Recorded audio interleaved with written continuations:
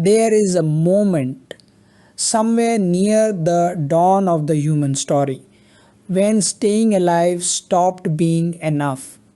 For thousands and thousands of generations, the only role that mattered was the simplest rule there is: don't die, don't go out at night, don't try anything new, don't ask questions because questions get you killed. Don't follow the light, don't chase the unfamiliar sound, don't wander past the edge of what you already know is safe, because the world outside that boundary is built almost entirely out of teeth. And for one particular family, hiding in the dark at the back of one particular cave, that rule wasn't just a survival strategy, it was a religion. It was the only thing standing between them and extinction. The father of that family had built his entire identity, his entire sense of worth around exactly one skill: keeping everyone alive by keeping everyone afraid. Afraid of the dark, afraid of fire, afraid of new ideas, afraid more than anything else of curiosity itself. Because in his world, curiosity was the single most efficient killer ever invented. But his daughter doesn't feel that fear the way he does. She feels something else entirely, something dangerous, something he spent her entire life trying to choke out of her before it gets her eaten. She feels the pull of the light at the edge of the cave. She feels the question rising up in her chest that no one in her family has ever dared to ask out loud. What if there's something better than just staying alive? What if the entire world isn't actually trying to kill you? What if it's simply waiting for you to finally come looking for it? And on the very night that question finally becomes too loud to ignore, the world they've spent their whole lives hiding from is about to end completely. Not metaphorically, not eventually, somewhere off in the vague future. Tonight, the very ground beneath their feet is about to start tearing itself apart. Continents splitting like old bread, and the only thing standing between total annihilation and survival is going to be the one idea this father has spent his entire life trying to kill in his own child: the courage to step into the unknown. This is the story of the last family of the old world and the first family of the new one. This is the Croods.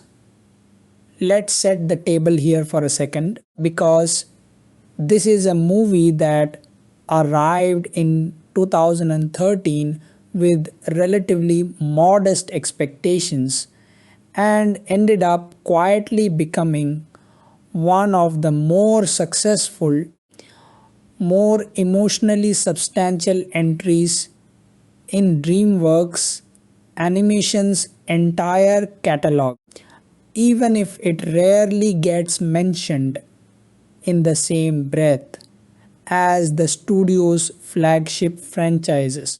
The film's road to the screen was a winding one. It actually began life years earlier as a planned collaboration between DreamWorks and the British stop motion studio Aardman Animations, the team behind Wallace and Gromit, under the working title Crude Awakening. That partnership eventually dissolved and the project reverted fully to DreamWorks. Along the way, the screenplay passed through the hands of comedy legend John Cleese, who had originally developed the concept's foundational idea. Two cavemen on opposite ends of a philosophical divide, one an inventor pushing toward the future, one a traditionalist clinging to the past, while working on an entirely different, unrelated project. DreamWorks liked what they saw, brought Cleese in to help shape this new story, and the project slowly evolved from there.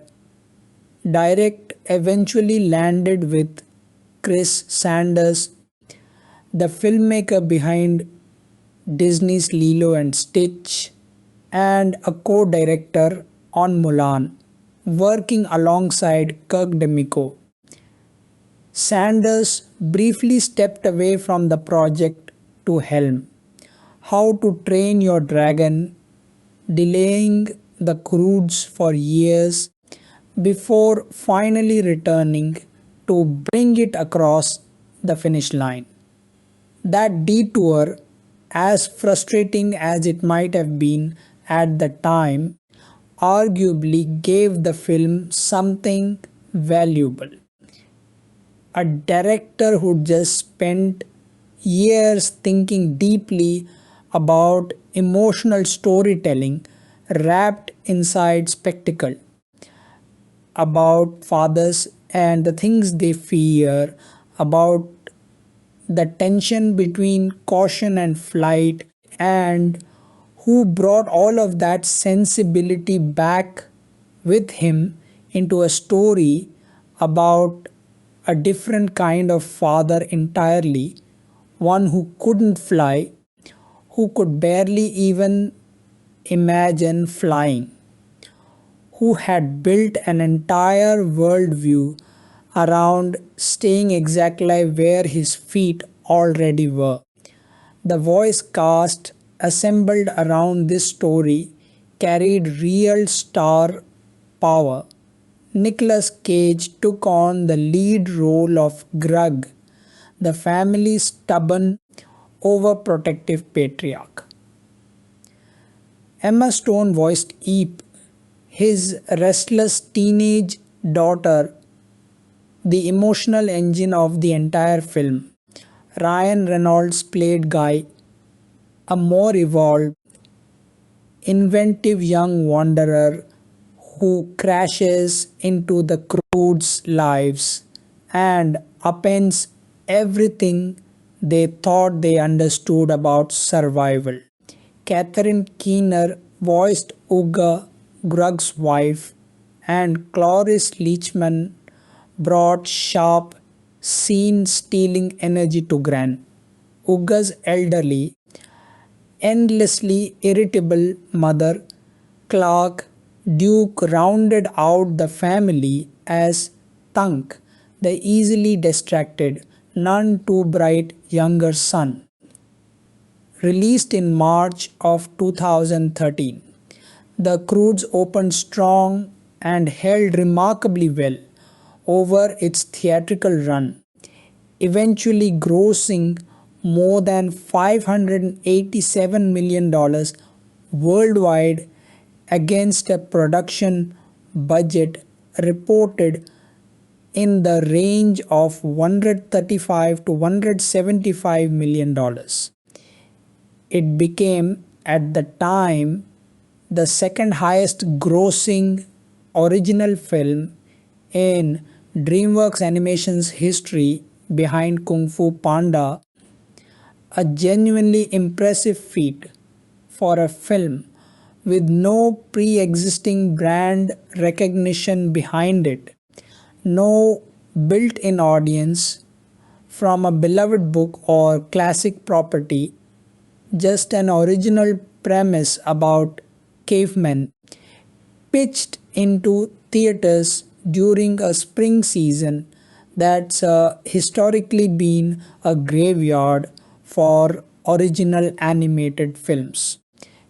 Critics responded warmly, if not rapturously, praising its visual imagination and surprising emotional depth, even while some found its plotting a little familiar in structure. It earned a nomination for the Academy Award for Best Animated Feature and went on to spawn both a sequel and a television series, Heavy, evidence that audiences had genuinely connected with this particular family in a way the studio hadn't necessarily anticipated going in. But the numbers and the accolades only tell you that people showed up. They don't tell you why this particular story about a family of cavemen fleeing across a hallucinatory prehistoric landscape ended up resonating as deeply as it did with audiences of every age. To understand that, we have to actually step into the cave with this family and feel exactly what it's like to live a life built entirely around fear. The film opens by dropping us immediately into the rhythm of the Croods' daily existence, and it does so with a wordless, kinetic energy that tells you everything you need to know about this world before a single line of dialogue is spoken. We watch the family hunt together, a tightly choreographed, almost balletic sequence of pouncing, climbing, and scrambling after a single egg, every member of the family playing a specific practiced role in pursuit of one small meal. It's chaotic, it's funny, and underneath the comedy, it's quietly terrifying because the film makes sure you understand immediately just how close to the edge of survival this family is living. One meal, one egg. That's the stakes of an average morning. Grug narrates this opening sequence himself, and his voice carries the exact tone of a man who has convinced himself completely that he has this entire situation under control. He explains with real pride the rules that have kept his family alive. Never not be afraid. Anything new is bad. Curiosity is bad. The dark is full of death. And the rule that sits underneath all the others, the one he repeats like a mantra throughout the film. Those who try new things, those who leave the cave, those who go out exploring instead of staying exactly where they are, get eaten. This opening section deserves real credit for how efficiently it builds character through behavior rather than explanation. We don't need a flashback to understand why Grug believes what he believes. We can see it in the way he positions himself between his family and every single threat that crosses their path, the way he absorbs danger first and lets everyone else stay safely behind him, the way his entire physical posture is built around the singular purpose of being the wall between his children and a world he's convinced wants to kill them. And it's worth pausing here to actually examine what kind of fear this is, because it's not irrational, not in the way fear in family comedies often is, simply a quirky flaw to be overcome through a single moment of bravery. Grug's fear is earned. The film makes clear through small visual details scattered throughout the opening that other families like his haven't survived. The implication, never stated outright but visually present throughout, is that the Croods are quite possibly the very last family of their kind left alive, the sole survivors of an entire way of living that's slowly, steadily gone extinct around them while they hid in their cave, too afraid to leave, too afraid to discover whether their caution was actually keeping them alive or simply isolating them from a world that had already moved on without them. That's a profound, almost melancholy idea to bury inside the opening minutes of what's nominally a slapstick family comedy. Grug isn't simply a paranoid, overprotective dad played for easy laughs. He's the last torchbearer of a dying philosophy, clinging desperately to rules that worked, that genuinely kept his family breathing for years, even as the world around him has already started changing in ways his rules were never built to handle. Against this backdrop of fear and caution, we meet Eve, and the contrast the film draws between her and her father is immediate and unmistakable. There is a moment, somewhere near the dawn of the human story, when staying alive stopped being enough. For thousands and thousands of generations, the only rule that mattered was the simplest rule there is: don't die. Don't go out at night. Don't try anything new. Don't ask questions, because questions get you killed. Don't follow the light, don't chase the unfamiliar sound, don't wander past the edge of what you already know is safe, because the world outside that boundary is built, almost entirely, out of teeth. And for one particular family, hiding in the dark at the back of one particular cave, that rule wasn't just a survival strategy. It was a religion. It was the only thing standing between them and extinction. The father of that family had built his entire identity, his entire sense of worth, around exactly one skill: keeping everyone alive by keeping everyone afraid. Afraid of the dark. Afraid of fire. Afraid of new ideas. Afraid, more than anything else, of curiosity itself, because in his world, curiosity was the single most efficient killer ever invented. But his daughter doesn't feel that fear the way he does. She feels something else entirely, something dangerous, something he spent her entire life trying to choke out of her before it gets her eaten. She feels the pull of the light at the edge of the cave. She feels the question rising up in her chest that no one in her family has ever dared to ask out loud. What if there's something better than just staying alive? What if the entire world isn't actually trying to kill you? What if it's simply waiting for you to finally come looking for it? And on the very night that question finally becomes too loud to ignore, the world they've spent their whole lives hiding from is about to end completely.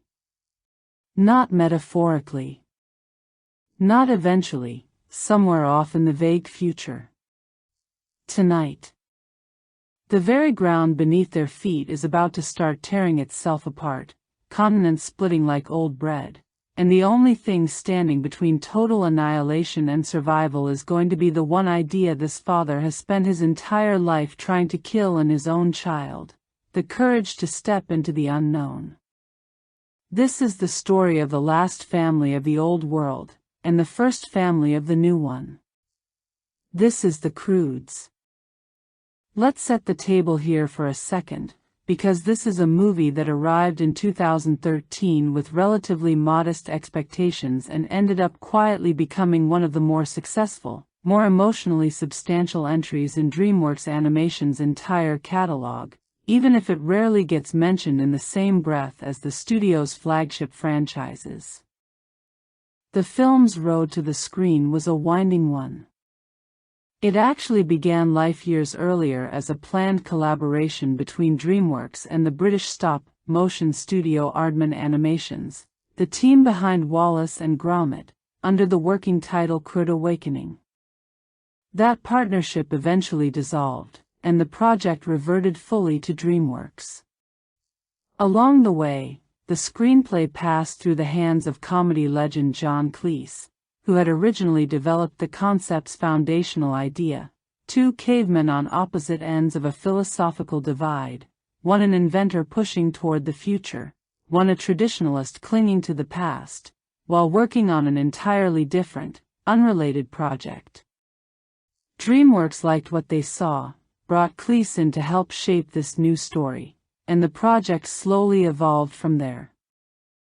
Direction eventually landed with Chris Sanders, the filmmaker behind Disney's Lilo and Stitch and a co-director on Mulan, working alongside Kirk DeMicco. Sanders briefly stepped away from the project to helm How to Train Your Dragon, delaying the Croods for years, before finally returning to bring it across the finish line. That detour, as frustrating as it might have been at the time, arguably gave the film something valuable: a director who'd just spent years thinking deeply about emotional storytelling wrapped inside spectacle, about fathers and the things they fear, about the tension between caution and flight, and who brought all of that sensibility back with him into a story about a different kind of father entirely, one who couldn't fly, who could barely even imagine flying, who had built an entire worldview around staying exactly where his feet already were.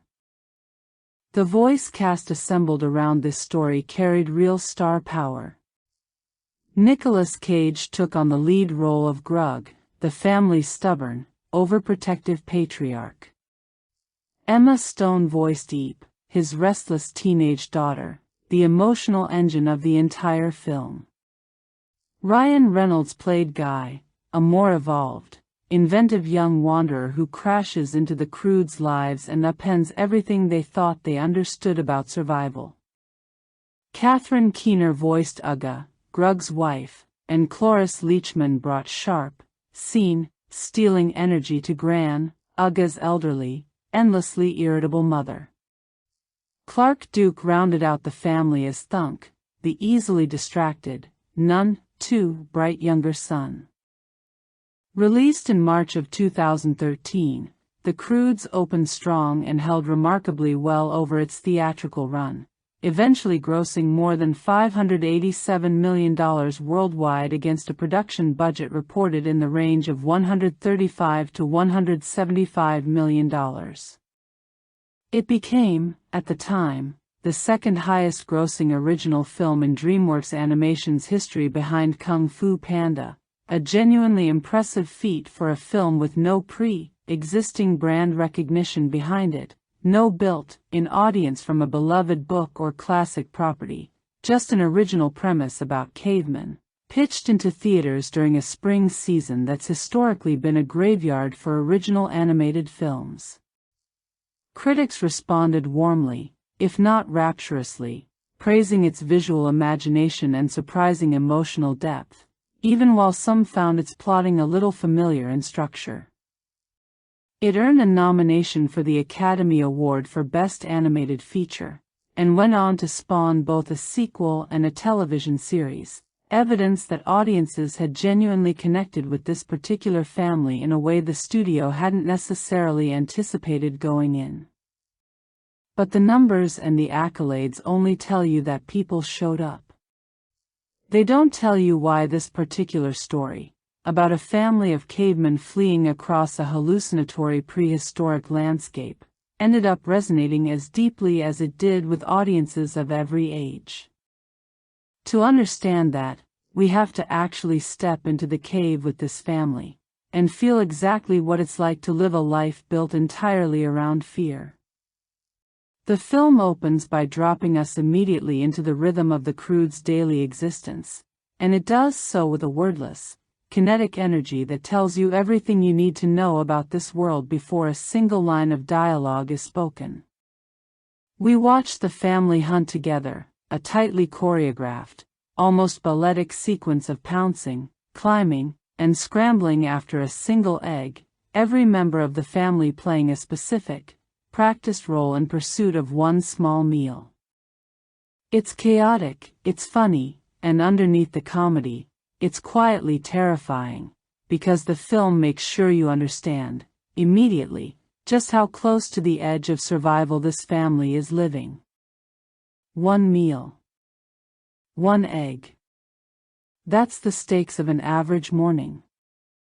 Grug narrates this opening sequence himself, and his voice carries the exact tone of a man who has convinced himself, completely, that he has this entire situation under control. He explains, with real pride, the rules that have kept his family alive: never not be afraid. Anything new is bad. Curiosity is bad. The dark is full of death. And the rule that sits underneath all the others, the one he repeats like a mantra throughout the film: those who try new things, those who leave the cave, those who go out exploring instead of staying exactly where they are, get eaten. This opening section deserves real credit for how efficiently it builds character through behavior rather than explanation. We don't need a flashback to understand why Grug believes what he believes. We can see it in the way he positions himself between his family and every single threat that crosses their path, the way he absorbs danger first and lets everyone else stay safely behind him, the way his entire physical posture is built around the singular purpose of being the wall between his children and a world he's convinced wants to kill them. And it's worth pausing here to actually examine what kind of fear this is, because it's not irrational. Not in the way fear in family comedies often is, simply a quirky flaw to be overcome through a single moment of bravery. Grug's fear is earned. The film makes clear, through small visual details scattered throughout the opening, that other families like his haven't survived. The implication, never stated outright but visually present throughout, is that the Croods are quite possibly the very last family of their kind left alive, the sole survivors of an entire way of living that's slowly, steadily gone extinct around them while they hid in their cave, too afraid to leave, too afraid to discover whether their caution was actually keeping them alive or simply isolating them from a world that had already moved on without them. That's a profound, almost melancholy idea to bury inside the opening minutes of what's nominally a slapstick family comedy. Grug isn't simply a paranoid, overprotective dad played for easy laughs. He's the last torchbearer of a dying philosophy, clinging desperately to rules that worked, that genuinely kept his family breathing for years, even as the world around him has already started changing in ways his rules were never built to handle. Against this backdrop of fear and caution, we meet Eep, and the contrast the film draws between her and her father is immediate and unmistakable. Where Grug is defined by stillness, by caution, by the instinct to retreat and hide, Eep is defined by motion, by hunger, not for food specifically, but for something the film takes its time letting us understand, a hunger for light, for warmth, for the world beyond the edges of the cave her father has spent her entire life keeping her contained inside. Emma Stone's vocal performance captures this restlessness beautifully, a teenage frustration that feels universally recognizable even wrapped inside the specific, absurd context of prehistoric cave life. She's not rebelling against her father out of simple teenage contrarianism. She's responding to something genuine and aching inside herself, a sense that there has to be more to existence than huddling in the dark, waiting for the next threat to pass. There's a small but telling detail early in the film worth dwelling on. Eep is drawn, repeatedly, toward light. A distant fire on the horizon. A sliver of sunrise breaking through the cave entrance. The film uses light visually throughout as a consistent metaphor for everything Grug's worldview can't accommodate: possibility, warmth, knowledge, hope, all of it bundled together into the simple, recurring image of Eep reaching toward brightness while her father pulls her back toward the safety of darkness. This dynamic comes to a head on the night the story really begins, when Eep, unable to resist any longer, sneaks out of the cave after spotting a mysterious light in the distance. What she finds out there is Guy, and the introduction of his character represents one of the most important tonal and thematic pivots in the entire film. Guy is unlike anything Eep, or the audience, has encountered in this world so far. He's resourceful in ways the Croods have never imagined being resourceful. He wears clothing, actual fitted clothing rather than simple animal hide draped over his body. He has a small, sloth-like companion named Belt that serves, quite literally, as his belt, an animal partnership built on mutual benefit rather than predator and prey fear. And most importantly, he carries fire, tamed, controlled fire, a tool the Croods have spent their entire existence fleeing from rather than understanding.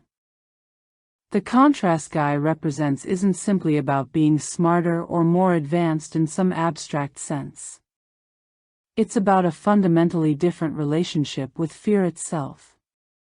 Where Grug's entire philosophy is built around avoiding danger by avoiding everything unfamiliar, Guy's worldview is built around understanding danger well enough to work with it, to bend it toward usefulness rather than simply running from it. Fire isn't something to fear in Guy's world. It's something to harness. That distinction, subtle as it sounds, is actually the entire philosophical engine driving the rest of the film. When Grug discovers that Eep has snuck out and encountered the stranger, his reaction is immediate, visceral panic, exactly the kind of fear-driven overcorrection you'd expect from a man whose entire identity is built around preventing exactly this scenario. He drags Eep back to the cave, furious, terrified, doubling down on every rule she's just broken. But that very same night, the world Grug has spent his entire life trying to protect his family from finally catches up to all of them anyway, regardless of how carefully he followed his own rules. The cave collapses. Not from any predator, not from any direct danger Grug could have anticipated or fought off through caution. The earth itself gives way, the entire geological foundation of their home crumbling apart in a sequence that the film stages with genuine, startling intensity for what's nominally a family-friendly animated comedy. It's a moment that lands with real thematic weight, because it represents the complete, undeniable failure of Grug's entire worldview. You can follow every rule perfectly. You can be as cautious, as fearful, as controlled as humanly possible. And the world can still, without warning, simply end anyway, because some dangers don't care how carefully you've prepared for the ones you already know about. This is where Guy's earlier warning becomes impossible to ignore. He'd mentioned, almost in passing during his first encounter with Eep, something he calls the end of the world, a coming cataclysm he's been fleeing towards safety from, a destination he calls tomorrow, a place beyond the reach of whatever catastrophic forces are currently tearing the old world apart. Grug, of course, dismisses this as nonsense, exactly the kind of dangerous, unfamiliar idea his entire philosophy has trained him to reject on instinct. But with their cave destroyed and no home left to retreat to, the Croods have no real choice anymore. They have to move forward, into exactly the kind of unknown, unfamiliar territory Grug has spent his entire life teaching his family to fear. What follows is the film's central journey, and it's structured, cleverly, as a story about a family being forced, step by agonizing step, to abandon a worldview that no longer serves them, even as the man who built that worldview fights against every single change along the way. The landscape the Croods now have to cross is rendered with a kind of hallucinatory, almost psychedelic visual imagination that deserves real praise. This isn't simply prehistoric Earth as we'd recognize it from any textbook or museum diorama.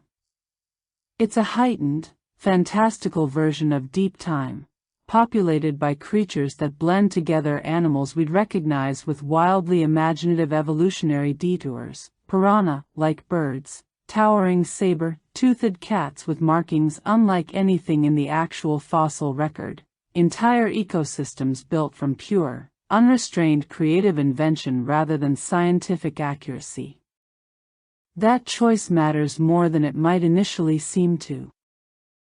By refusing to root this world in anything resembling our actual understanding of prehistory, the film frees itself to use the landscape purely as an extension of its themes, a world of constant, overwhelming novelty that mirrors exactly the kind of unfamiliar, frightening newness Grug has spent his entire life trying to shield his family from.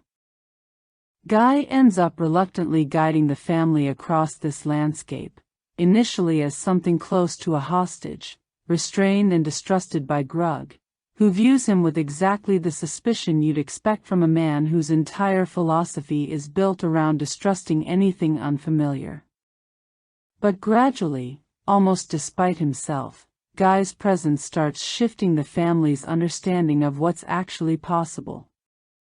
The fire sequence deserves particular attention here, because it's one of the film's most visually and emotionally rich set pieces. When Guy first demonstrates fire to the family, their reaction isn't simple wonder.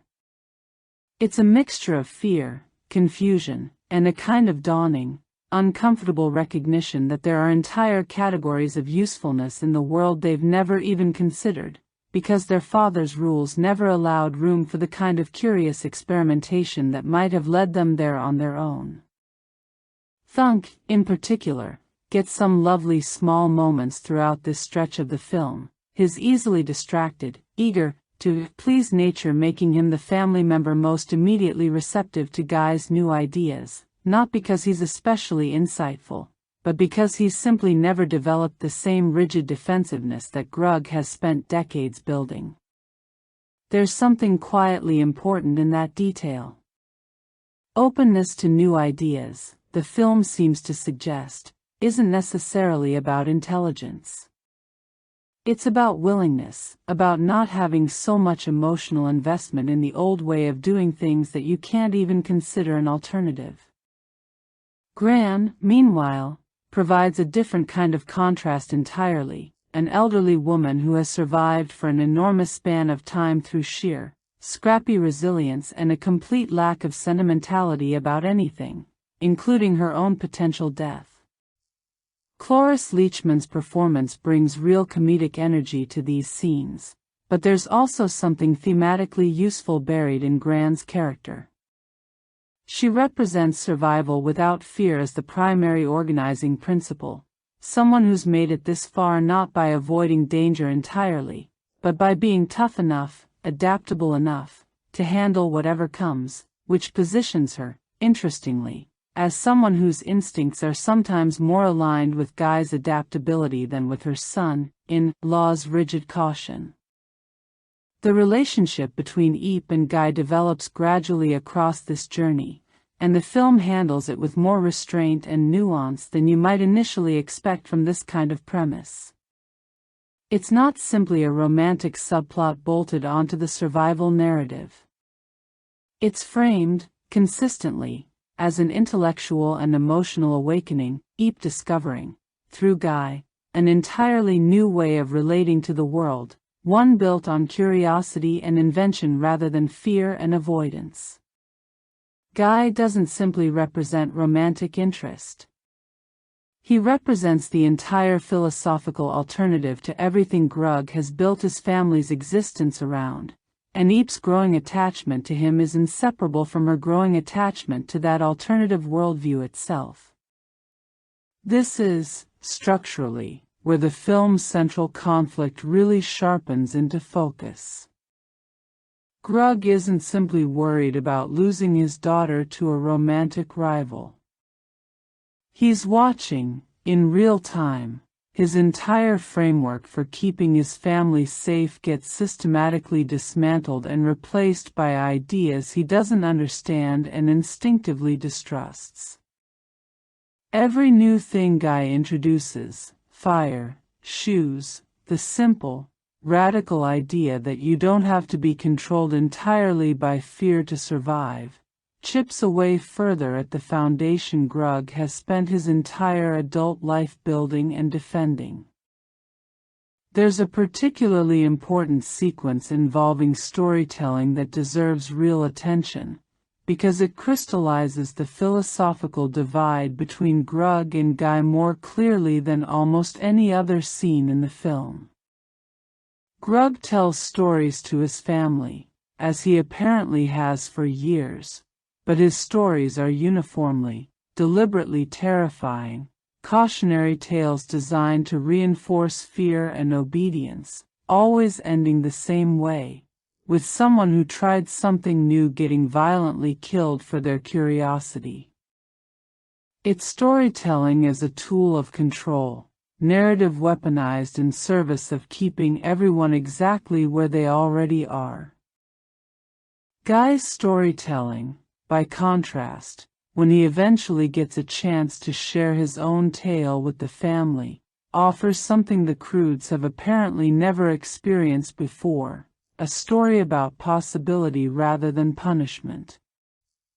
He describes tomorrow, the place he's been traveling toward, not as a destination defined by safety from danger, but as a place defined by something entirely different, warmth, light, the simple, radical idea that curiosity might lead somewhere wonderful rather than somewhere fatal. The family's reaction to this story, a kind of stunned, hungry silence, followed by genuine excitement, tells you everything about how starved they've been, without even realizing it, for a version of hope that isn't simply the absence of immediate danger. Grug watches this reaction with visible alarm, because he understands, on some instinctive level, exactly what's happening. His family is falling in love with an idea he has no framework for trusting. This tension escalates throughout the middle section of the film, as Guy's various inventions and ideas keep proving useful, keep saving the family from danger in ways Grug's old rules never could have, while Grug himself increasingly struggles to adapt, his instincts consistently leading him toward decisions that put the family at greater risk rather than less. There's something quietly poignant in watching a character whose entire self-worth has been built around being the family's protector gradually discover that his specific brand of protection has become, in this new and rapidly changing world, actively counterproductive. The film doesn't make Grug simply foolish or villainous in this stretch, which is an important distinction worth dwelling on. His instincts come from a place of genuine love. However poorly suited those instincts have become to the actual circumstances his family now faces. Nicolas Cage's vocal performance threads this needle carefully throughout, finding real pathos underneath the character's stubbornness and occasional buffoonery, making sure the audience never fully loses sympathy for him even as his choices become increasingly frustrating to watch. One of the most affecting threads running through the middle of the film involves Grug's growing jealousy toward Guy, and it's worth examining what that jealousy is actually rooted in, because it's more complicated than simple romantic rivalry over his daughter's affections. Grug isn't just worried about losing Eep to another young man. He's watching his role as the family's primary source of guidance, protection, and authority get systematically replaced by someone younger, more adaptable, more genuinely useful in this rapidly changing world. That's a deeply relatable anxiety, even stripped of its prehistoric, slapstick packaging, the fear every parent eventually faces of becoming obsolete in their own child's eyes, watching the next generation gravitate toward new sources of wisdom and guidance that render the old ways, however well-intentioned, increasingly irrelevant. The film stages a particularly telling sequence involving Grug attempting to compete with Guy directly, trying to demonstrate his own continued relevance and usefulness through brute physical effort rather than the kind of clever, adaptive thinking Guy consistently brings to every challenge the family faces. These sequences are played largely for comedy, Grug's increasingly desperate, increasingly futile attempts to prove himself the family's most valuable member, but underneath the slapstick, there's real emotional truth being explored, the specific indignity and fear of watching your usefulness, your relevance, your sense of being needed, slip away in real time. As the journey continues, the family faces a series of escalating dangers that the film uses, consistently, to dramatize the central thematic argument running throughout the entire story, that survival, in this rapidly changing world, increasingly depends on adaptation rather than rigid caution. Time after time, Grug's instinctive response, retreat, hide, avoid, fails to solve the problem at hand, while Guy's instinctive response, observe, understand, invent a solution, repeatedly proves effective. This pattern reaches its most pointed expression during a sequence where the family becomes trapped in an elaborate, maze-like cave system, and each family member, forced to solve the problem independently, ends up relying on exactly the kind of inventive, adaptive thinking Guy has been modeling throughout the film, everyone except Grug, who remains stuck, paralyzed by his own instinctive reliance on the old rules that have served him for so long but that simply don't apply to the specific problem in front of him now. It's a clever piece of visual storytelling, showing rather than simply telling the audience that the rest of the family has already begun absorbing and applying the lessons Guy has been offering, even as Grug himself continues resisting them. The emotional climax of the film's middle section arrives when the accumulated tension between Grug and Eep finally erupts into open conflict.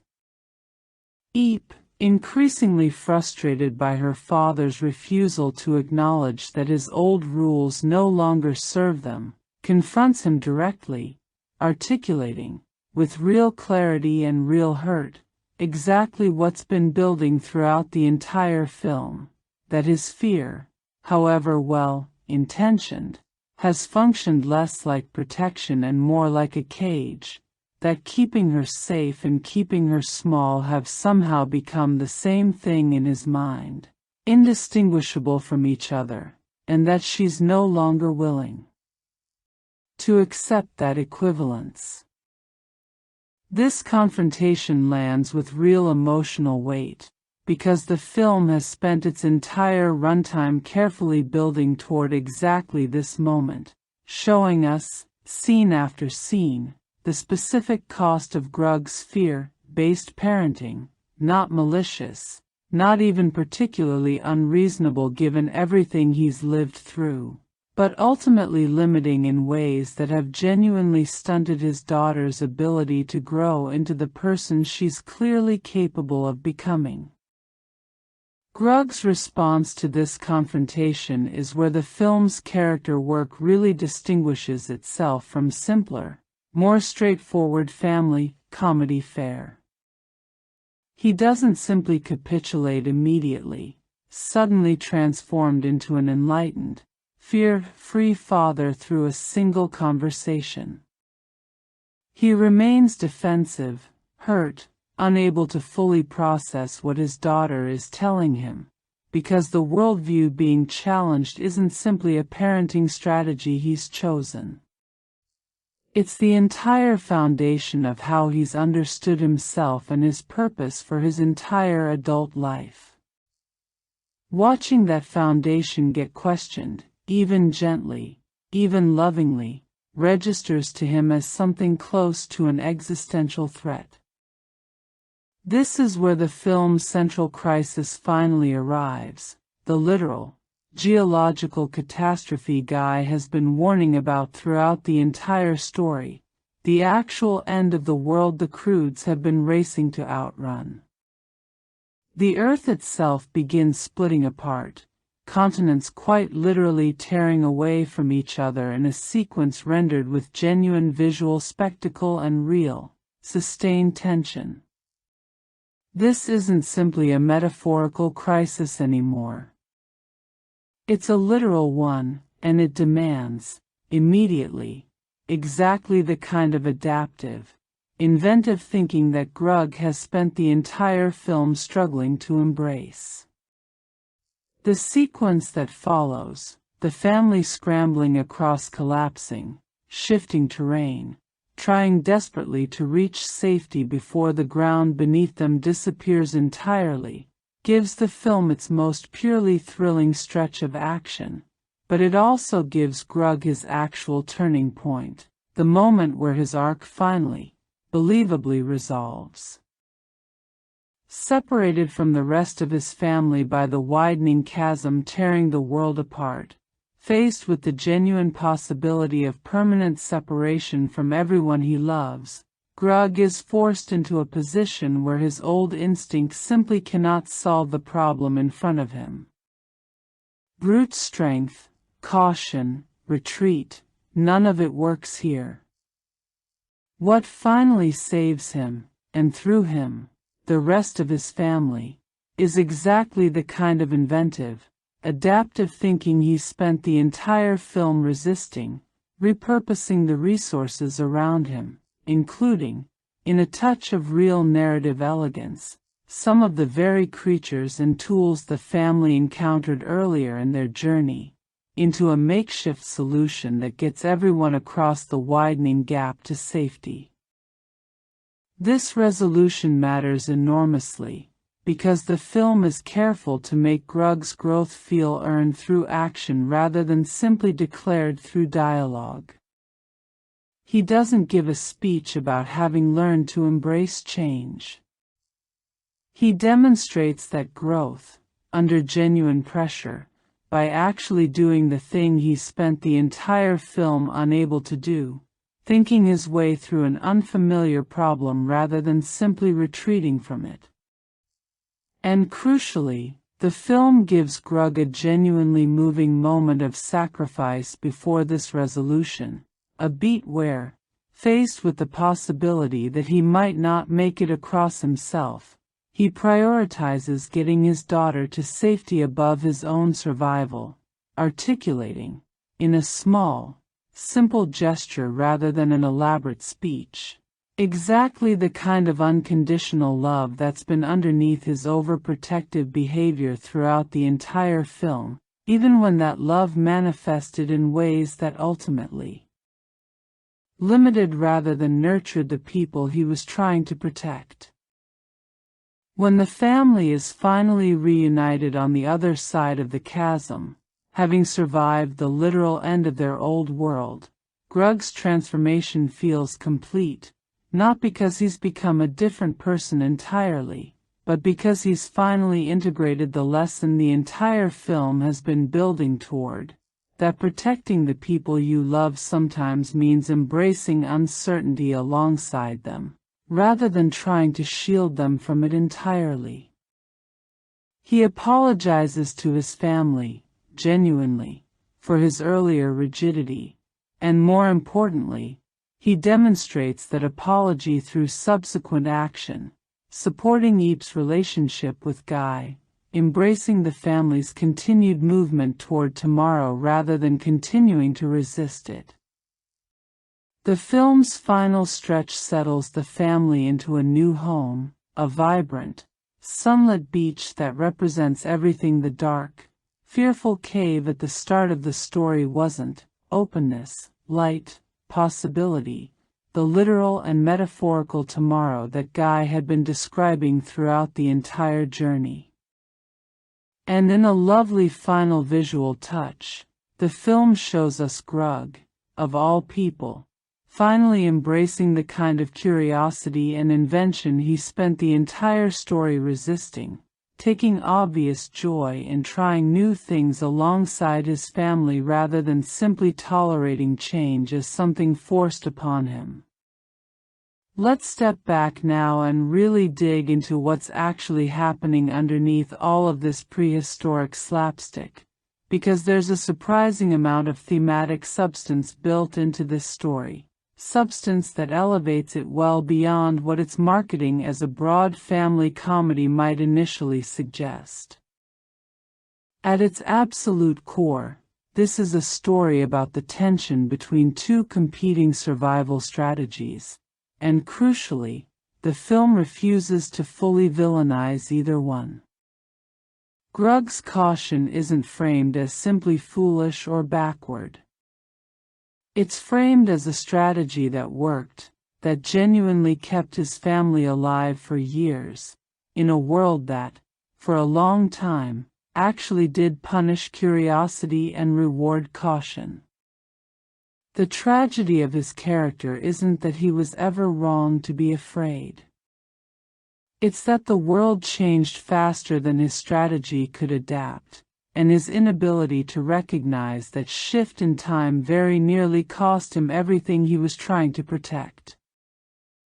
That's a remarkably sophisticated idea to embed inside a children's film. The notion that a strategy can be both genuinely valuable in its original context and genuinely dangerous once that context shifts, that wisdom isn't simply about having the right answer, but about recognizing when a previously right answer has stopped being right, and having the humility to adapt accordingly. Most family films settle for a much simpler version of this lesson. The overprotective parent learns to let go, full stop. This film does something more interesting, suggesting that the actual lesson isn't simply about letting go, but about developing the capacity to recognize when your accumulated wisdom has become outdated, and finding the courage to update it even when doing so feels like betraying everything you've previously believed in. Eep's arc, meanwhile, offers a thoughtful counterpoint to her father's, because the film is careful not to frame her curiosity as simply, uncomplicatedly correct either. Her early choices, sneaking out against her father's explicit instructions, repeatedly putting herself in danger out of restlessness and frustration, do have real consequences throughout the film. And the story doesn't pretend her father's worry was entirely baseless. The world genuinely is dangerous. Curiosity genuinely can get you killed. The film's actual argument isn't that fear is bad and curiosity is good.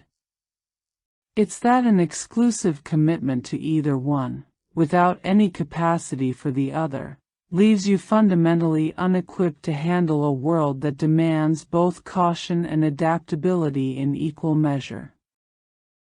That's why Guy functions as such an important figure within the story's moral architecture. He's not simply curiosity personified, recklessly embracing every new idea without consideration of risk. He's someone who's developed a genuinely sophisticated relationship with danger, understanding it well enough to work with it rather than either blindly fearing it or recklessly ignoring it. His fire isn't dangerous because he's careless with it. It's safe specifically because he understands it deeply enough to control it. That distinction matters enormously to the film's overall thematic argument. The goal isn't simply to abandon caution in favor of unrestrained curiosity. It's to develop the kind of deep, adaptive understanding that allows you to navigate genuine danger more intelligently than blind fear alone ever could. There's also a quietly resonant generational theme running throughout the entire film, one that speaks to something genuinely universal about the relationship between parents and children as the world around them changes faster than any single generation can fully process. Grug represents a kind of inherited wisdom that worked perfectly well for the world his own parents prepared him for, but that increasingly fails to serve his children, who are growing up into a fundamentally different set of circumstances than the ones that shaped his own worldview. That's an enormously relatable dynamic, regardless of how prehistoric and exaggerated its specific packaging happens to be. Every generation eventually faces some version of this exact tension. Parents who learn to navigate one world trying to prepare children for a different one entirely, sometimes without fully realizing how much that world has already shifted beneath everyone's feet.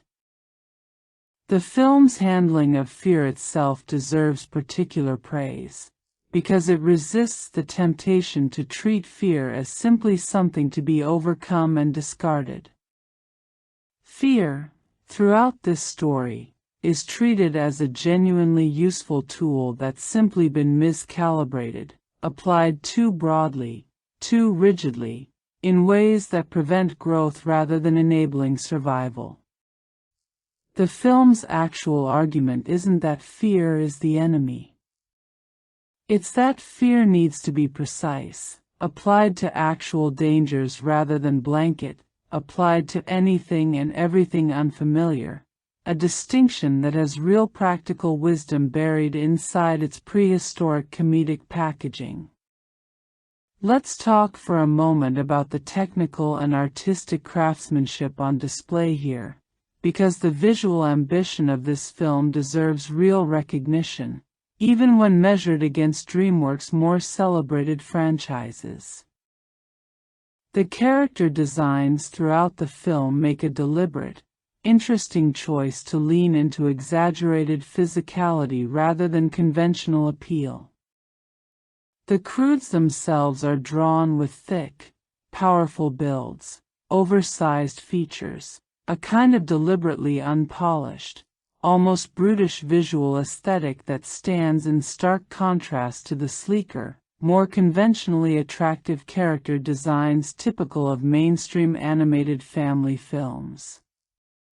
This choice serves the story well, visually reinforcing the family's fundamentally different relationship to the world compared to Guy, whose leaner, more refined design immediately signals his status as a more evolved, more adaptable presence within this prehistoric landscape. The film's color palette is used with real intentionality throughout. The opening cave sequences rendered in muted, desaturated tones that visually reinforce the family's restricted, fear-driven existence, gradually giving way to increasingly vibrant, saturated colors as the story progresses and the family's relationship with the wider world begins to shift. By the time we reach the sunlit beach of the film's final act, the visual transformation from the muted darkness of the opening cave is total, a wordless but unmistakable visual argument for everything the story has been building toward thematically. The creature designs throughout the journey deserve real praise for their sheer inventiveness, blending recognizable animal forms with wildly imaginative evolutionary detours in ways that consistently surprise and delight without ever feeling random or disconnected from the film's broader visual logic. These aren't simply weird creatures included for the sake of novelty. Many of them end up serving direct narrative purposes later in the story, repurposed by the family's growing inventiveness into tools and solutions during the climactic crisis, which retroactively gives the film's earlier, seemingly indulgent creature design choices a real sense of narrative payoff. Alan Silvestri's score deserves mention as well, providing genuine emotional weight during the film's quieter character moments while also delivering the kind of propulsive, adventurous energy the film's many action sequences require. It's a score that understands exactly when to lean into sweeping, adventurous bombast and when to pull back into something more intimate and emotionally focused, particularly during the film's more vulnerable family moments. If there are legitimate critiques to level against the film, they tend to cluster around its plotting feeling somewhat familiar in its broad structural beats, the overprotective parent learning to embrace change, the restless teenager finding her own path, the charming outsider who upends an established family dynamic. None of these are especially novel story elements in isolation. What elevates the film above simple genre familiarity is the specificity and care brought to its execution, the prehistoric setting allowing for genuinely inventive visual and comedic possibilities that a more conventional contemporary setting couldn't have offered, and the emotional sincerity brought to Grug and Eep's central relationship, which earns real investment even when the broader plot mechanics feel somewhat predictable in their overall shape. Some critics at the time also noted a slight tonal unevenness, the film's broader, more cartoonish slapstick occasionally sitting somewhat uneasily alongside its more sincere emotional beats. That critique has some merit. Certain sequences lean harder into broad physical comedy than the film's more contemplative themes might initially suggest is warranted. But there's an argument to be made that this tonal range is actually appropriate to the story being told, a family genuinely caught between two different ways of experiencing the world, comedy and genuine peril, caution and wonder, existing in close, sometimes uncomfortable proximity to each other throughout. So where does that leave us, at the end of this particular prehistoric journey? The Croods succeeds because it takes a premise that could have easily settled for simple slapstick comedy, cavemen behaving foolishly for easy laughs, and instead builds something with genuine emotional substance underneath the comedy.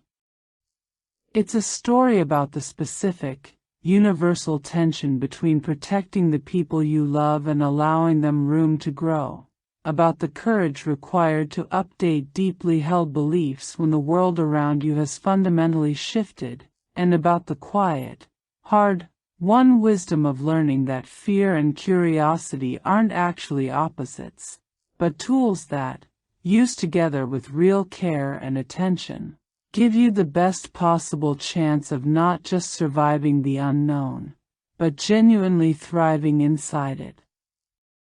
Final rating, 7.5 out of 10. A visually inventive, emotionally sincere film that uses its prehistoric setting to explore genuinely universal family dynamics, elevated significantly by committed vocal performances and a willingness to let its central father-daughter relationship carry real emotional weight, even when the broader plot mechanics occasionally feel familiar in their overall shape. If this breakdown gave you a new appreciation for the family hiding underneath all that prehistoric slapstick, let me know in the comments which moment of Grug's journey resonated with you the most. And if you want more deep dive cinematic recaps just like this one, make sure you're subscribed, because there are plenty more worlds left to explore. But before we close this out completely, I want to go back and slow down on a handful of moments we moved through quickly, because there's texture in this film that rewards a closer, more patient look. Let's go back to that opening hunting sequence one more time, because there's more craftsmanship in it than a first viewing usually reveals. Notice how the film stages this entire scene almost entirely through physical choreography rather than dialogue. Each member of the family has a distinct, specialized role in the hunt, and the film communicates personality through exactly how each of them performs that role. Grug leads with brute force, throwing himself bodily at danger first, every single time, without hesitation, because hesitation, in his worldview, is the thing that gets you killed. Eat moves differently, faster, more fluid, clearly capable but also visibly straining against the constrained, choreographed role she's been assigned within the family unit. Thump lags slightly behind, easily distracted by his own tangential thoughts even in the middle of a life or death hunt. Gran moves with the brutal efficiency of someone who's done this exact thing more times than she can count and has stopped being impressed by any of it. This sequence is doing the work of an entire act of character establishment in just a few wordless minutes, and it's worth appreciating how confident that choice is. A lesser film might have felt the need to explain each family member's personality through dialogue before getting to the action. This film trusts movement, trusts physical performance, to do that work instead, and it pays off across the rest of the runtime, because by the time these characters do start talking, we already understand who they fundamentally are. There's also something worth noting in just how exhausting this opening sequence makes survival look. The egg they're chasing isn't simply breakfast. It's the entire morning's effort, the result of an elaborate, dangerous, full family operation involving real risk of injury or death. The film wants you to feel, immediately, just how thin the margin is between this family eating and this family starving, and that establishes the emotional stakes underneath everything that follows. Grug's fear isn't an abstract personality quirk. It's the direct, logical response to a life this precarious. Let's also spend more time with the specific way the film introduces Eep's restlessness, because there's a lovely, quiet visual motif running through these early scenes that's easy to miss if you're not watching for it. Throughout the opening stretch of the film, before Guy ever enters the picture, the camera keeps drawing our attention to small moments of Eep looking outward, toward gaps in the cave wall, toward slivers of distant light, toward anything that suggests a world existing beyond the boundaries her father has drawn around her life. These glances are brief, almost throwaway, but they accumulate across the opening minutes into a clear, consistent visual statement. This is a girl who has been looking for an exit long before the plot ever gives her one. This matters because it changes how we understand her eventual decision to sneak out and follow the mysterious light. It's not an impulsive, one-time act of teenage rebellion that comes out of nowhere. It's the culmination of what the film has shown us, visually, has been building inside her for a long time already. The night she finally acts on that restlessness isn't the beginning of her curiosity. It's simply the night her curiosity finally outweighed her fear of consequences. Let's go deeper on Guy's introduction as well, because there's more careful staging in that sequence than it might initially seem. When Eep first encounters Guy, the film deliberately frames their meeting through a lens of mutual confusion rather than instant romantic spark or simple comic culture clash. Neither character fully understands the other at first. Eep doesn't understand why he's wearing clothing, why he travels with a small creature wrapped around his waist, why he speaks with the kind of articulate, conceptual vocabulary that suggests an entirely different relationship with language and abstract thinking than anything she's grown up around. And Guy, in turn, seems genuinely surprised that people like the Croods, people living in such a fundamentally unevolved, fear-driven way, still exist at all in the world he's been traveling through. That mutual confusion is important, because it establishes the two of them as genuinely different products of genuinely different ways of living, rather than simply positioning Guy as objectively, uncomplicatedly smarter. The film is careful, in this early scene and throughout the rest of the story, to frame the difference between the Croods and Guy as a difference in adaptation and circumstance rather than simple intelligence. The Croods aren't stupid. They're shaped by an environment and a survival strategy that's worked, for them, until very recently. Guy isn't simply smarter.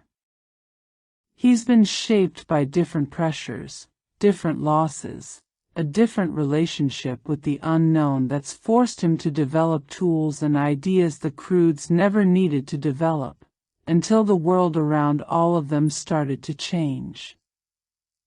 There's a brief, quiet moment in this early encounter worth highlighting too, where Guy mentions, almost in passing, that he's alone, that he doesn't have a family the way Eep does. The film doesn't dwell on this revelation for long, but it recontextualizes everything about his character that follows. Guy's confidence, his inventiveness, his apparent ease with uncertainty, isn't presented as something that came naturally or easily. It's something he's had to develop alone, out of necessity, having lost whatever family or community he once had to the same world-ending forces he's now trying to outrun. That detail quietly transforms him from simply a romantic foil or a convenient source of wisdom into someone carrying his own private grief, someone whose entire philosophy of adaptability was forged specifically because he didn't have the luxury of a family structure like Grug's protecting him through trial and error. This detail also recontextualizes his eventual integration into the Croods family unit by the film's end. He's not simply marrying into a family, in whatever loose sense that applies here.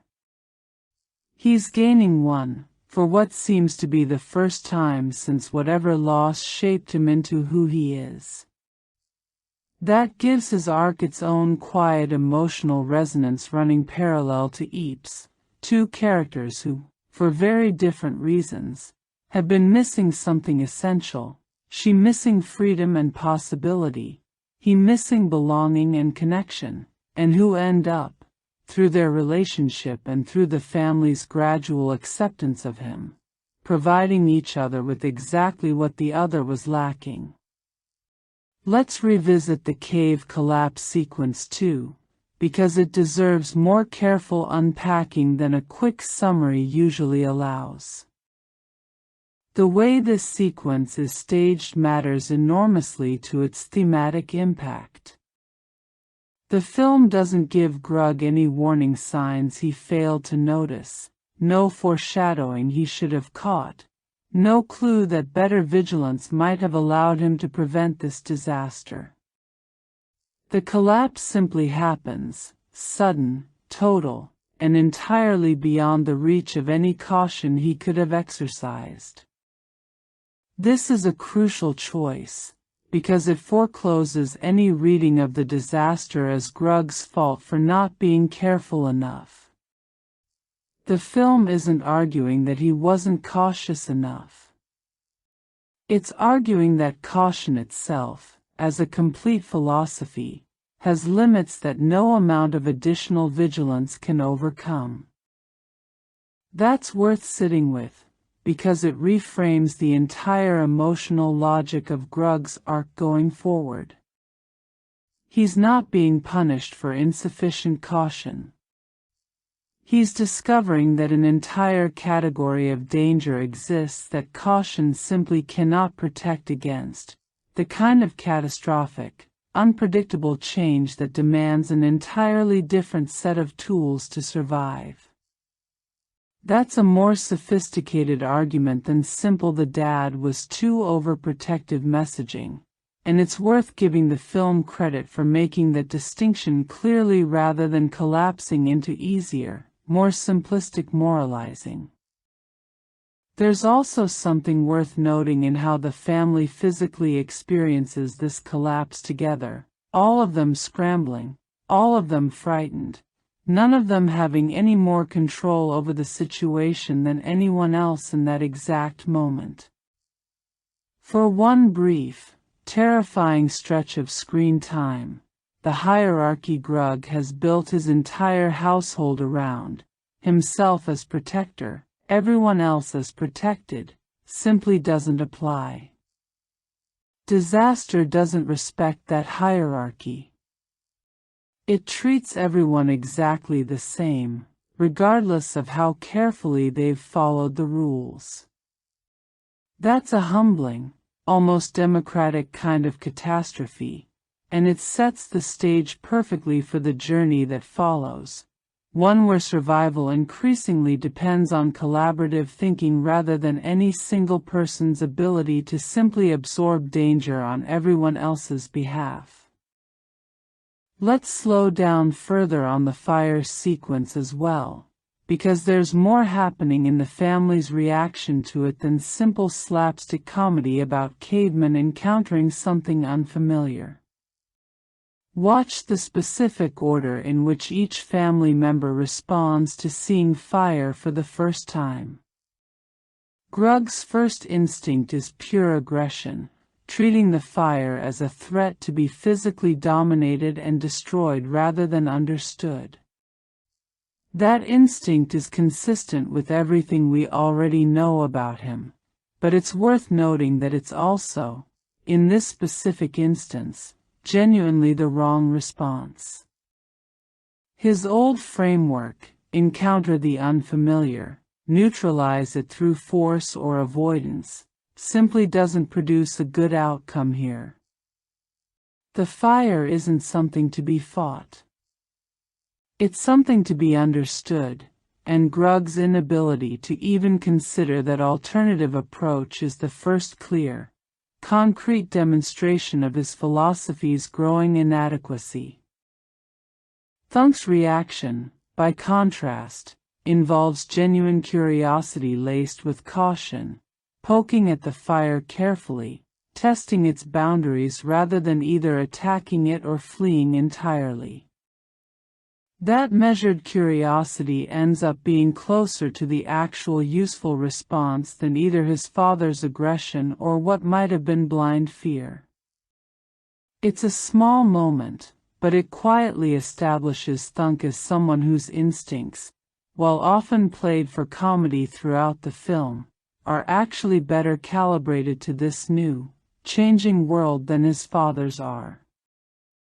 And Eep's reaction is something closer to wonder, an immediate, visible recognition that this strange, dangerous-looking thing might actually be connected to everything she's been longing for throughout the film, the warmth, the light, the sense of possibility she's spent her whole life reaching toward without having a name for it.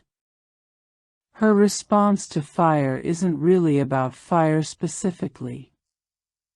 It's about finally encountering tangible proof that the world she's been imagining, somewhere beyond her father's rules, might genuinely exist and might genuinely be worth pursuing.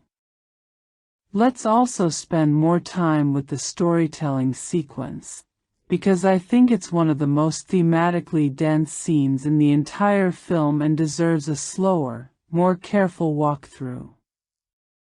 When Grug tells his usual cautionary story to the family, notice the specific structure of it. It always follows the same pattern: someone curious, someone who breaks from the group to try something new, ending in violent, graphic death, framed always as a direct and inevitable consequence of that curiosity. The story isn't really entertainment in any traditional sense. It's indoctrination, a ritual the family performs repeatedly to reinforce the same lesson over and over: curiosity kills. Obedience to the established rules is the only path to survival. What's interesting is how the family receives this story. They've clearly heard some version of it many times before, reciting certain beats along with Grug almost by rote, the way children recite a bedtime story they've memorized through repetition rather than genuine engagement. That detail matters, because it suggests these stories have lost whatever persuasive power they once carried. They've become ritual rather than genuine instruction, performed out of habit rather than because anyone in the family is actually absorbing new conviction from hearing them again. Compare that to the family's reaction when Guy offers his own story later in the film. The silence that falls over them isn't ritualistic. It's the specific, charged silence of people encountering something genuinely new, genuinely surprising, for the first time. Guy's story about tomorrow doesn't follow the familiar structural beats of Grug's cautionary tales. It offers an entirely different narrative shape: curiosity rewarded rather than punished, the unknown framed as promise rather than threat. The family's hunger for this alternative narrative structure tells you everything about how starved they've been for exactly this kind of hope, even if none of them, Eep aside, would have been able to articulate that hunger before hearing it satisfied. There's a particularly telling reaction shot during this sequence worth dwelling on. Ugga, Grug's wife, who has spent the entire film up to this point largely deferring to her husband's authority and worldview, listening to Guy's story with an expression that suggests she, too, has been quietly carrying some version of Eep's restlessness all along, simply suppressed for longer, buried under years of accumulated domestic routine and deference to her husband's rules. That's a small but meaningful detail, suggesting that Eep's restlessness isn't simply a generational quirk specific to teenagers. It's something that exists, in some dormant form, in everyone in this family except Grug himself, who has so thoroughly built his identity around caution that he's lost access to whatever curiosity he might once have carried. Let's also take a longer look at Grug's escalating attempts to compete with Guy throughout the middle stretch of the film, because there's real psychological substance underneath what plays, on the surface, as fairly broad physical comedy. Each of these competitive sequences follows a similar pattern. Grug attempts to solve a problem through strength, persistence, or sheer force of will, the only tools his worldview has ever required him to develop. Guy, meanwhile, solves the same problem through observation, invention, or clever repurposing of available resources. And in nearly every instance, Guy's approach proves more effective, leaving Grug not just defeated in that specific moment, but confronted, again and again, with mounting evidence that the entire skill set he spent his life mastering has become less valuable than a skill set he's never even attempted to develop. What makes these sequences work, beyond their surface comedy, is the way the film lets us see Grug's growing awareness of this pattern even as he refuses to consciously acknowledge it. His frustration in these scenes isn't really directed at Guy specifically. It's directed at the increasingly undeniable evidence that his own usefulness, his own relevance within his family, is eroding in real time, and that he has no idea how to stop that erosion using any of the tools he actually possesses. There's a specific sequence worth highlighting where Grug attempts to build something, clumsily, badly, in direct imitation of one of Guy's earlier inventions, not because he's suddenly interested in invention as a concept, but because he's desperate to prove he can still contribute something the family needs. The resulting object is comically inadequate, and the family's polite, slightly embarrassed reaction to it lands with real emotional precision. This isn't simply a joke about Grug being bad at building things. It's a quietly devastating portrait of a man trying, badly, clumsily, without any real understanding of the new skills now being valued around him, to remain relevant in a family that's rapidly evolving past the version of usefulness he's always provided. This is worth dwelling on, because it's exactly the kind of detail that elevates this film beyond simple, predictable family comedy plotting. Grug's jealousy of Guy isn't simply petty or simple-minded. It's rooted in something genuinely painful and universal, the fear of becoming obsolete to the people who depend on you, of watching your specific, hard-won competence become irrelevant as the world and the people you love move past the point where that competence still matters. Let's also spend more time on Eep's direct confrontation with her father, because it's worth examining the actual language and emotional architecture of that scene more closely. What Eep articulates in this confrontation isn't simply frustration with specific rules. It's a broader, more devastating critique of the entire emotional logic underlying her father's parenting. She names, directly, the thing the film has been building toward for its entire runtime, that Grug's fear, applied indiscriminately to literally everything unfamiliar, has functioned not as protection but as containment, that he's never actually distinguished between genuine danger and simple unfamiliarity, treating both with the exact same blanket prohibition. This distinction matters enormously to the film's broader thematic argument. Eep isn't arguing that her father was wrong to ever be cautious. She's arguing that his caution was applied without any discrimination, any nuance, any attempt to actually evaluate which specific things were dangerous and which were simply new. That's a sophisticated critique for an animated family film to put in the mouth of its teenage protagonist, and it's worth noting that the film doesn't soften it or have her immediately walk it back out of guilt or deference. She says it, fully, and lets it land, trusting the emotional weight of the moment to do its work without rushing to smooth over the discomfort it creates. Grug's reaction to this confrontation deserves equal attention. He doesn't respond with anger initially, which might have been the easier, more expected reaction. He responds with something closer to genuine bewilderment, the specific confusion of someone being told that the thing he's most proud of, the thing he's built his entire identity and sense of purpose around, has actually been causing harm rather than providing the protection he's always believed it was providing.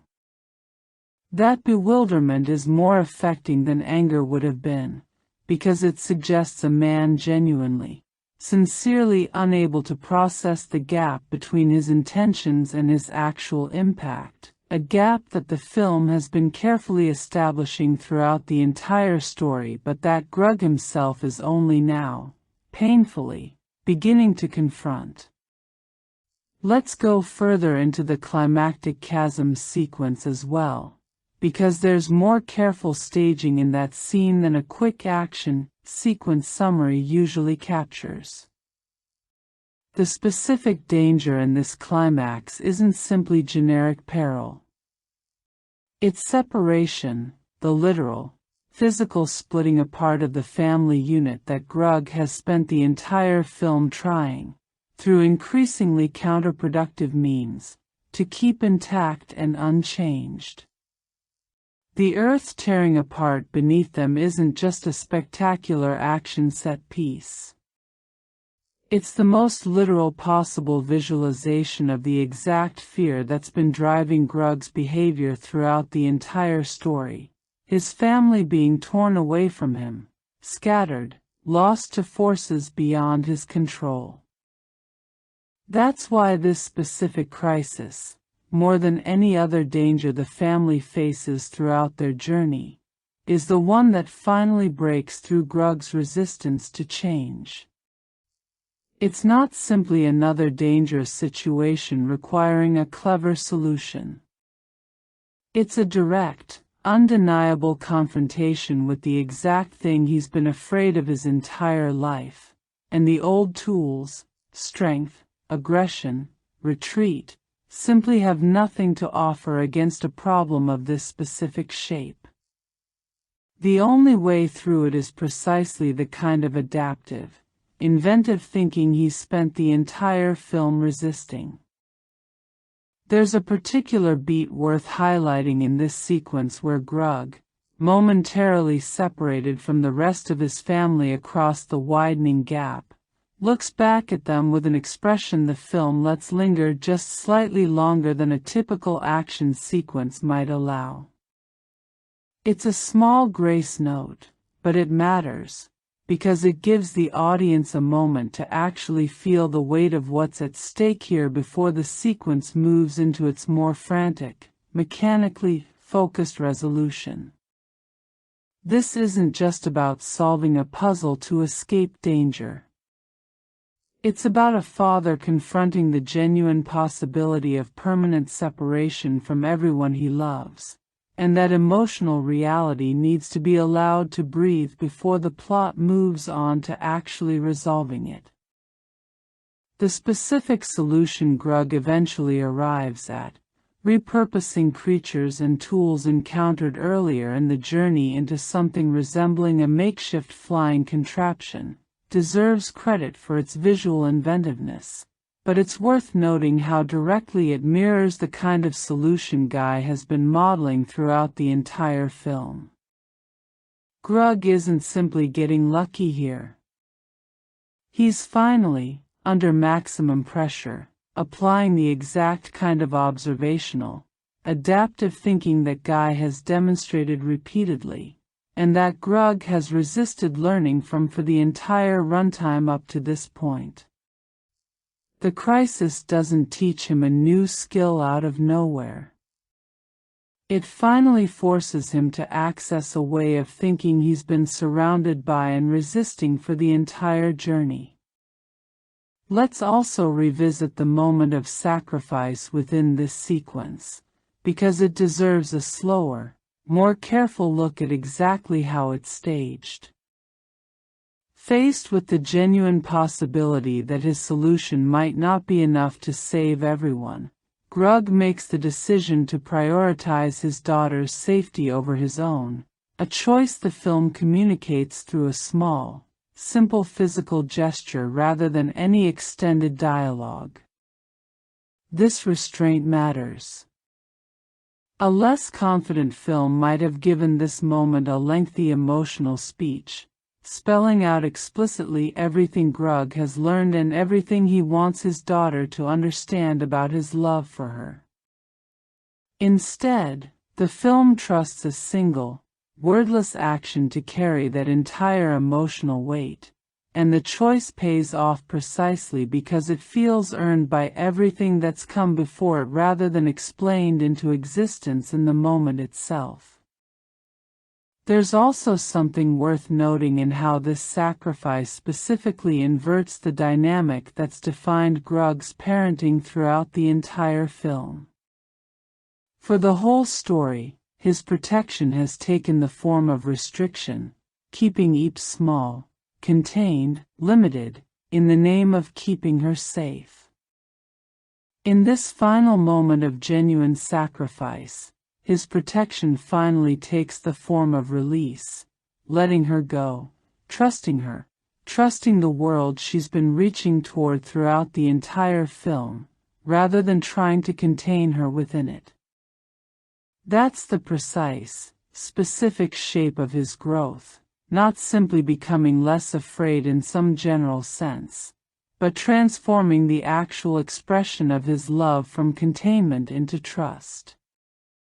Let's close out this deeper pass through the film by spending more time on its final sequence, because there's a quiet, understated beauty to how it resolves that's worth appreciating fully.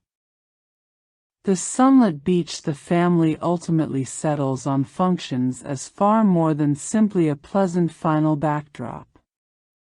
It's the complete visual inversion of the dark, enclosed cave the film opened inside. Where that opening space was cramped, shadowed, defensive, this final space is open, bright, expansive, offering no walls to hide behind and no obvious threats requiring constant vigilance. The film trusts this visual contrast to communicate its central thematic argument one final time without needing to spell it out through dialogue. The family hasn't simply survived their journey.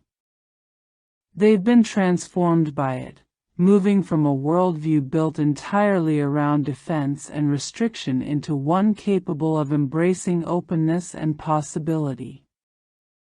The specific final image of Grug engaging playfully with new ideas and inventions alongside his family carries real weight precisely because of how thoroughly the film has established his resistance to exactly this kind of behavior throughout the rest of the story. This isn't a throwaway happy ending beat. It's the precise, deliberate payoff of his entire character arc, visual proof that his transformation extends beyond simply tolerating his family's embrace of change, into genuine, personal participation in it. And there's something worth noting, too, in how the film handles the eventual integration of Guy into the family structure. He's not simply absorbed as Eep's romantic partner in a way that sidelines or diminishes Grug's role. The film makes clear, through small final details, that Guy has found something he was missing as much as the Croods have gained something they were missing, a genuine, mutual exchange rather than a simple displacement of old family structures by new ones. That mutual quality matters, because it reinforces the film's broader thematic argument that growth doesn't require abandoning everything that came before, but rather integrating new ideas and new people into an evolving, expanding sense of what family and survival can actually look like. So when you step back and ask why this particular film, modest in its initial expectations, original rather than built on existing brand recognition, ended up resonating as deeply and as widely as it did, I think the answer comes back to exactly this kind of care in its execution. It took a premise that could have easily settled for simple, forgettable slapstick about silly cavemen, and instead built something with real emotional architecture underneath it, a story about fear and curiosity, about the specific grief of watching your usefulness fade as the people you love grow and change, about the courage required to release the people you're protecting rather than simply containing them, and about the quiet, hard-won realization that love, expressed through fear alone, eventually starts to look indistinguishable from a cage. Final rating: 7.5 out of 10. A visually inventive, emotionally sincere film that uses its prehistoric setting to explore genuinely universal family dynamics, elevated significantly by committed vocal performances and a willingness to let its central father-daughter relationship carry real emotional weight, even when the broader plot mechanics occasionally feel familiar in their overall shape. If this breakdown gave you a new appreciation for the family hiding underneath all that prehistoric slapstick, let me know in the comments which moment of Grug's journey resonated with you the most. And if you want more deep dive cinematic recaps just like this one, make sure you're subscribed, because there are plenty more worlds left to explore.